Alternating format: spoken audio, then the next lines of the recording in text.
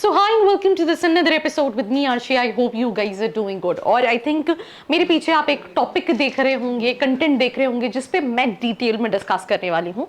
जितना आप समझ पा रहे होंगे यहाँ पे हम बात करने वाले हैं how an MBA elevates CA aspirants, right.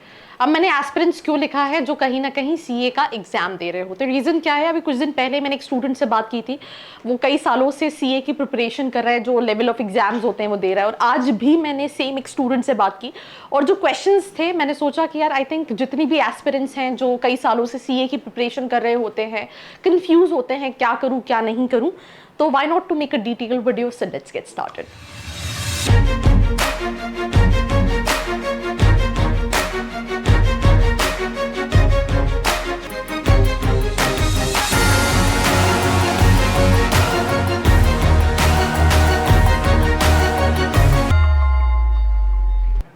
So tada, welcome back to this episode and what I'm going to talk about is कि MBA कैसे एक अच्छा ऑप्शन हो सकता है उन स्टूडेंट्स के लिए जो कहीं ना कहीं CA एस्पिरेंट्स हैं, कई अटेम्प्ट्स दे चुके हैं and they are not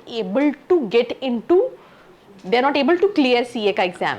but इससे पहले एक और बहुत इंपॉर्टेंट चीज़ कि अगर हम बात करें जिन स्टूडेंट्स ने CA कर लिया है उसके बाद भी they go for an MBA, उन्हें अगर बड़ी बड़ी कॉर्पोरेट्स में उनके अकाउंट डिपार्टमेंट, उनके फाइनेंस डिपार्टमेंट में काम करना होता है, so they choose to opt for an MBA, right.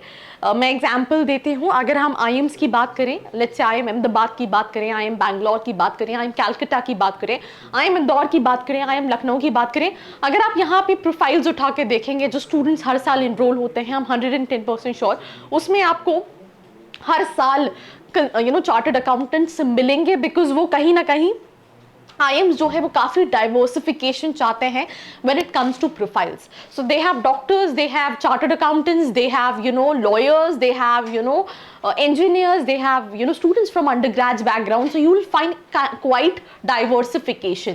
मैं कई सारे इंटरव्यूज लेती हूँ स्टूडेंट्स जो इन कॉलेजेस में पढ़ रहे होते हैं and they always talk about it कि जब हम किसी केस पे डिस्कशन कर रहे होते हैं, जब हमारा कोई केस एनालिसिस हो रहा होता है, तो IIMs को जो सबसे यूनिक चीज़ बनाती है दैट इज जितने डाइवर्स किस्म के लोग होते हैं, उनके ओपिनियंस जो हैं, उनकी जो आइडियोलॉजीज है, उनका किसी भी चीज़ को सोचने का या अप्रोच करने का जो थॉट प्रोसेस है वो काफ़ी अलग होता है.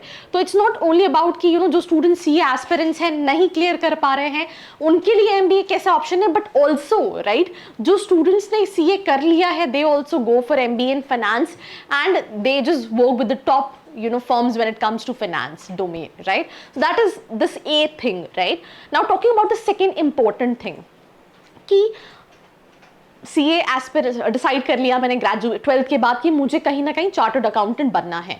हर साल लाखों बच्चे इस एग्जाम को देते हैं बट हर स्टूडेंट सारे लेवल क्लियर कर पाए ये जो है वो ज़रूरी नहीं होता है. हर साल मैं देखती हूँ बहुत सारे स्टूडेंट्स आते हैं एंड सोचते हैं कि अब मेरा नहीं निकल पा रहा है, मैंने इतने साल दे दिए तो let's go for MBA, because वो कहीं ना कहीं पैरेलली बैक एंड पे ग्रेजुएशन के लिए भी प्रिपेयर कर रहे होते हैं. तो ऐसे स्टूडेंट्स के लिए MBA कैसा अच्छा ऑप्शन है. अब बहुत तरह के कैटेगरी के कॉलेजेस हैं. लेट्स से अगर हम बात करें Tier 1 कॉलेजेस हैं, लेट्स से हम बात करें Tier 2 कॉलेजेस हैं, लेट्स से हम बात करें Tier 3 कॉलेजेस हैं. अब अगर आपको फाइनेंस, पहले तो जो चार्टर्ड अकाउंटेंट्स हैं उनके लिए MBA या PGDM finance can be one of the specialisation या वन ऑफ दी सेक्शंस जहां पे वो अपने करियर को एक्सेल कर सकते हैं. That is one thing. Second चीज अगर हम बात करें तो अगर आपको इन शॉर्ट जाके मैनेजमेंट वर्ल्ड में काम करना है, राइट, और आपको कहीं ना कहीं जो आपने पढ़ा इतने सालों में चार्टर्ड अकाउंटेंसी, राइट, उसी को कहीं ना कहीं इन फ्यूचर यूज करना है, तो आप MBA करके कई सारी अपॉर्चुनिटीज ले सकते हैं. अगर आप किसी Tier 1 कॉलेज में जाते हैं, जैसे मैं IIM ABC की बात करूं, average package is as good as 33 lakh का एवरेज पैकेज, राइट. कई सारे कॉलेजेस का इससे ज्यादा है, आने वाले सालों में और इंक्रीज होगा.